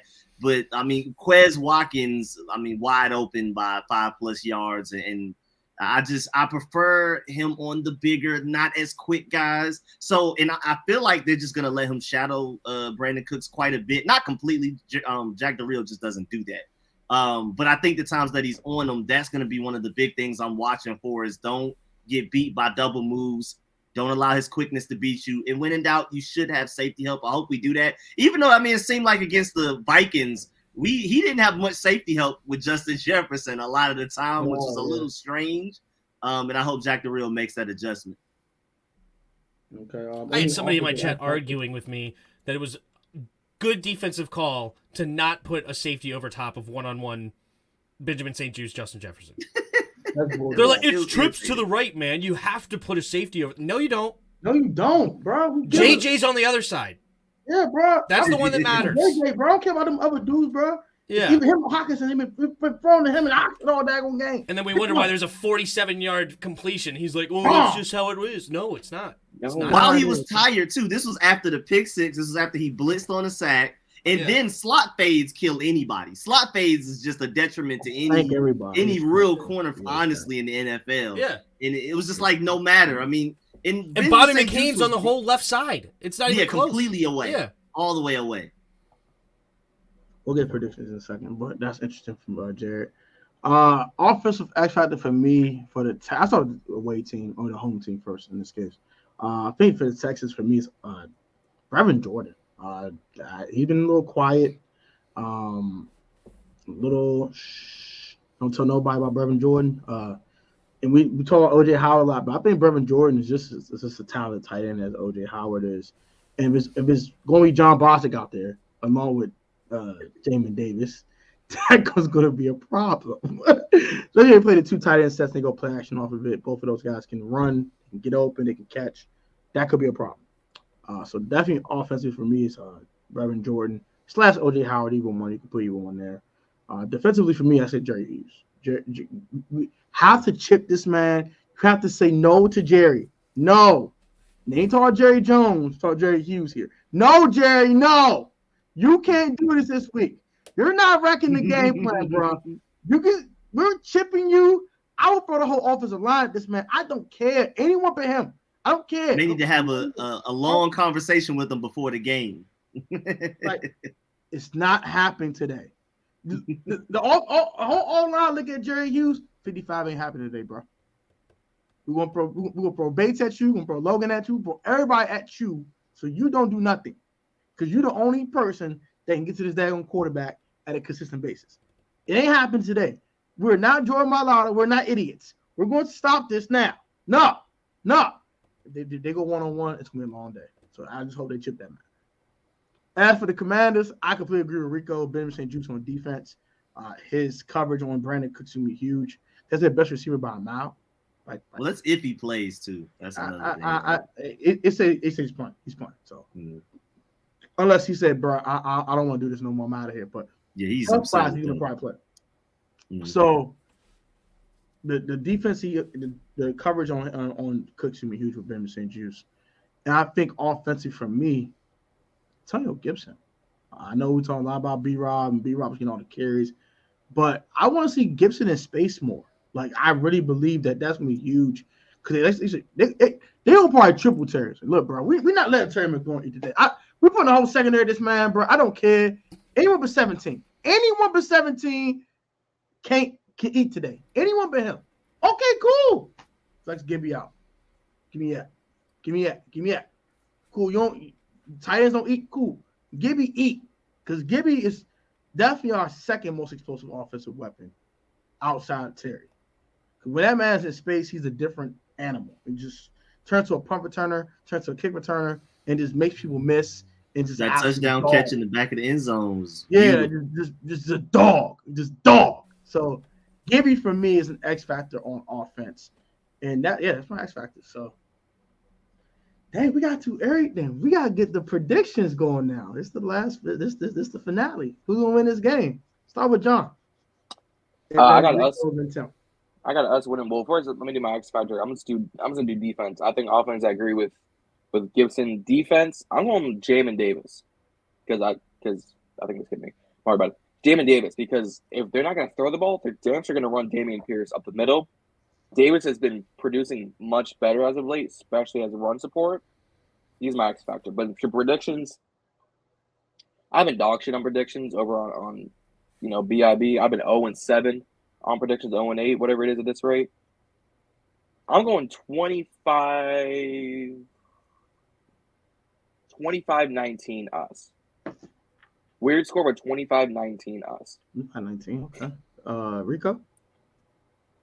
Yeah, I'm going to go 24-13. Like I said, I think it's going to be relatively close through like three quarters, and then we kind of pull away at the end. And I think our red zone offense is going to be pretty efficient against a bad defense like this. I think we'll only need Joey Sly maybe once this game. Okay. Jim? 23-16. Us. That sounds fair. 23-16. Or 24-16. 24-16.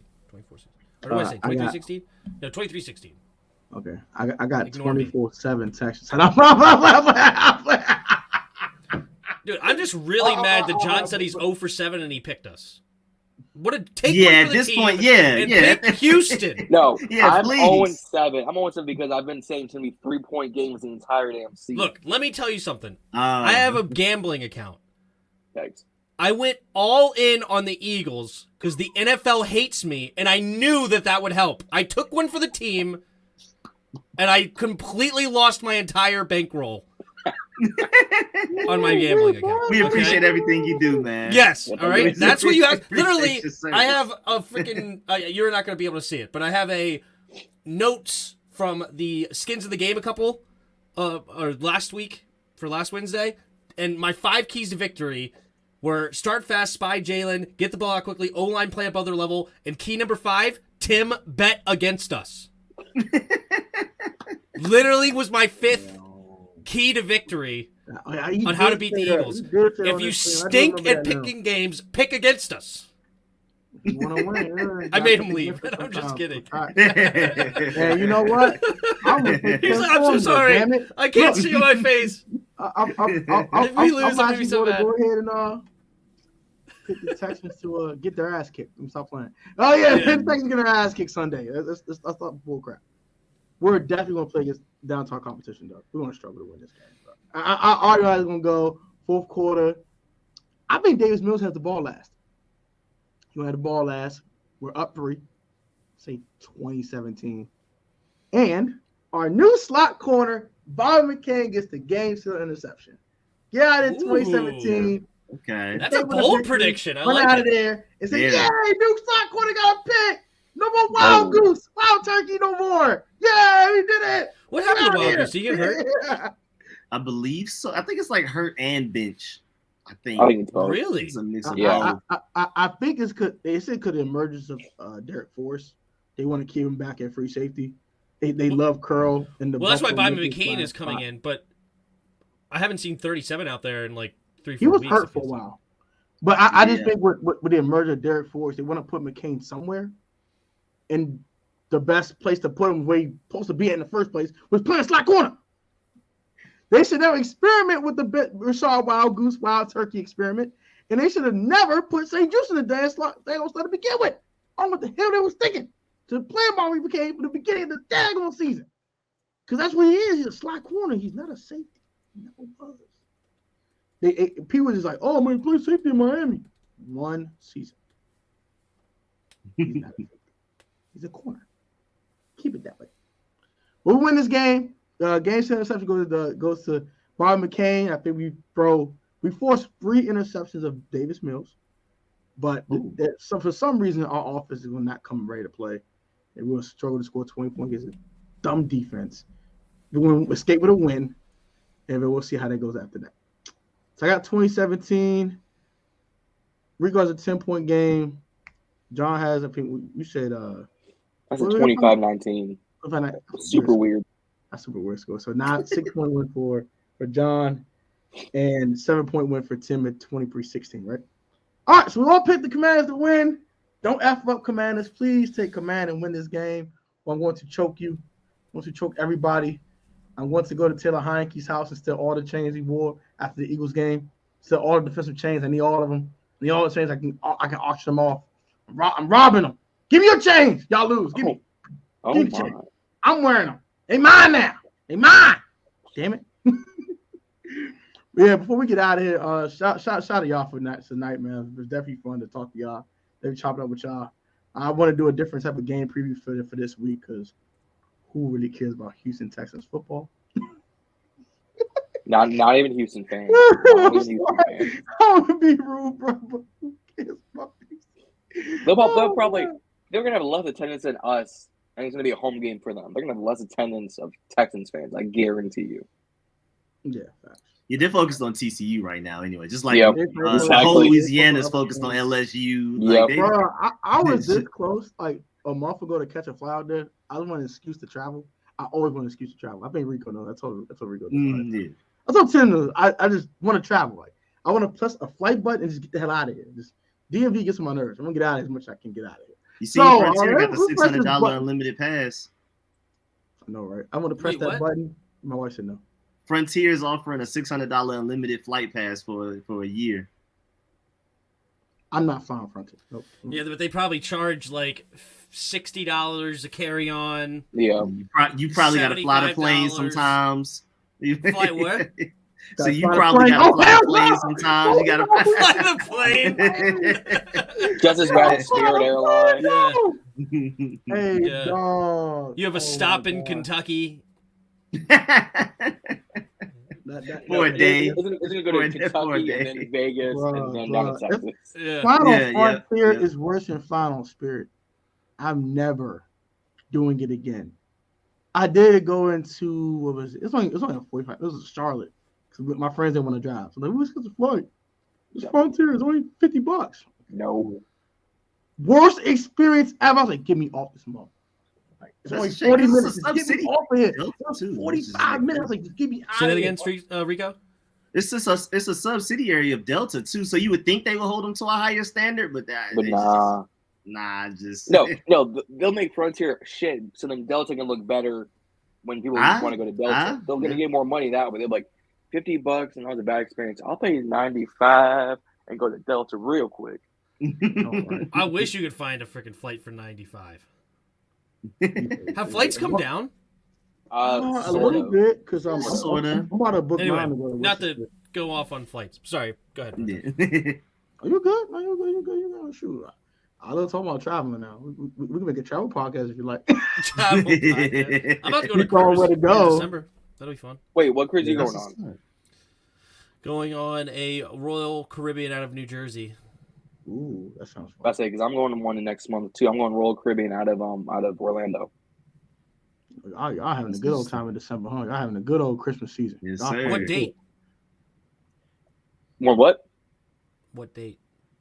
I board the 24th and then I get back in the 31st. That's Yeah, all we'll But be right. in I'll- Orlando. New Year's Eve, that's all right. The 20th. This is time for the 21st, flash. 20th. That's all right. That's cool. But anyway, yeah, it'll be fun. Yeah. Yeah. As for me, I'm not doing any traveling until my birthday month. I'm taking 6 trips in 6 weeks. Ooh. Yeah. So basically, my wife and yeah, I your came wallet up with a hates plan to like go to a city every weekend for like my last like trip in the 20s. I'll turn 30 next year. I sound so Okay. old, but let's get to the point at hand. So I 3 of the trips like a bus trip. One going to New York, one going to Philly. Like it's not nothing too crazy, but we're going to Houston, Atlanta. Like, this time I'm gonna run into you this time, Rico. Darn it. All right. We're gonna hang out this time, darn it. And You'll be then in Florida by the time you get there. I mean, not Florida, New York.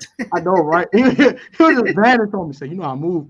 Bro, what the Where you at? Bro, where you at? Florida, I'm in New where York, you bro. at? I'm in New York, bro. Why you do me like this, bro? Florida. And then I'll be in Atlanta, and then the last we're going to New Orleans. That's gonna be fun. Okay. My homies are dragging me to New. Oh, this is funny. This is gonna be so ratchet. Oh my gosh. Just don't eat the beignets. Don't eat. I've heard they're And I got. all of it's gonna be vlogged on my second channel. So hey, spoiler alert, be 6 vlogs in the month of April and May. Bunch of vlogs. Watch them all. Watch them all. Birthday vlogmas, that's what I'm gonna call it. Shameless plugs. Shameless plugs. Darn it, I don't give a heck. It's definitely a shameless plug. Subscribe to my second channel, by the way. But hey, let's wrap this thing. I know y'all got things to do. I think my wife just walked in the door, so she probably want to talk to me. So let's go ahead and wrap this thing on. So everyone can tell me where I can find y'all at. Well, we know how to find Rico at. Rico's channel's growing like a plant. It just Hey, there you go. There you go. So it's Tim. Love to see it. Y'all know where to find him at. Shout out. But yeah, it's everywhere we want to find y'all that. Also, John and Justin are a sponsee of mine, so please subscribe. Please subscribe to the channel. I very appreciate that. Those are my guys over there. They do a lot of good work over there. They started their channel, so go ahead and show some support. Hit the sub button. It's also in the description down below and also in the chat at the beginning of the chat. It's a pinned comment. I'm doing that right now. There we go. Appreciate That's that. So tell where I can find you. Let's start with John, actually. Go ahead, bro. Y'all can find me on Instagram, Twitter, Snapchat, Facebook, all the good stuff at JohnDowdPro_10. And then, like, my man said, Ballin in Burgundy podcast on Instagram. And now on TikTok. We just started TikTok today. It started to talk today. To, try to sprinkle a little bit of diversity in there. But yeah, Ballin in Burgundy podcast, one word. YouTube, Instagram, TikTok. Go follow us over there. We're doing a bunch of different things and a possible giveaway relatively soon, but you didn't hear it from me. Ooh, interesting. Rico, we can find Yes, you at the sir. dog. Yes, sir. You can find me on YouTube, Street Scores, and you can find me on Twitter, Street Scores ATL. And now the dogs are starting to bother me, so I guess they got to use the bathroom. So this is perfect timing. But man, just stay tuned. And as always, man, let me know whenever y'all need me. I'm generally free for the most part, so I'm down to chop it up with everybody, man. And one more thing about Rico and I, we do have an anime show on my second channel at Life of Tone every Wednesday at 8 p.m. So if you guys like anime, go check out the second channel and come pull up and chop it up with me and Rico. We have a good time over there every Wednesday at 8 o'clock. Tim, where can they find you at, big dog? I'm Tim from the Tim's Sports Talk on YouTube. And I don't really do the Twitter and all that other stuff. I'm a boomer, so I'm just on YouTube. But no, come hang out, especially in the live streams every Monday, Thursday, and Sunday night. I do a film review on Tuesday night, like of the whole game, and then every Commanders game, fun, and then skins of the game Tim. on Wednesday. What's up? By the way, Tim, those are very fun. The film breakdowns are very fun to watch. I do enjoy them. I think. Oh, good. I want to tell you that on stream. I want to tell you in person, but we won't get a chance to hang out. So, you want to tell you on stream. I appreciate the streams, bro. They're very fun, and you definitely have definitely improved the whole breaking down of the film and looking at things and really dissecting the play as the play is going on. And I'm definitely impressed the way you've done that. So, keep up the film studies, bro. I love it, and you're definitely impressive. And you are the play-by-play GOAT, by the way. We have to declare that. We have to give Tim that. It's fun. Your voice, bro, is perfect. You need to be an announcer. Go work for ESPN. Especially shout out to my dad. Hey, what's up, Pops? They appreciate you stopping by, Pops. Papa Pro Tech. He's been on the channel before. Y'all can go check on the previous uploads. You see my dad before. He's actually in my Eagles Commanders vlog with me. Got obliterated. Yeah. So y'all know where to find me at. This is my channel. So y'all got. But go and subscribe to Life of Tone. It's my second channel. I do vlogs, anime talk, a bunch of other stuff, sneakers content if you like sneakers, all that stuff on the second channel. So go ahead and subscribe to the second channel. I really appreciate that. We're like 7 subscribers away from 300. Appreciate that. Hit the sub button. Nice. Subscribe to Protect Sports Network if you're new. Much appreciated. Okay, so go Commanders. Yes, sir. Take command. Y'all guys have a great evening. You guys be easy. I know Rico got to get to his dogs. John got things to do. I actually have another podcast actually in 30 minutes with some other college homies. And Tim wants to enjoy his weekend. So go Commanders. Take command. Y'all be easy and left hand up. Who are we? The damn Commanders. Left hand enough. Y'all be easy. Y'all be safe, man. Y'all stay blessed. Have a wonderful weekend. And yeah, I'm staying in the house. I ain't outside. So I'm staying in the house and kick back and watch football. Catch y'all later. Peace.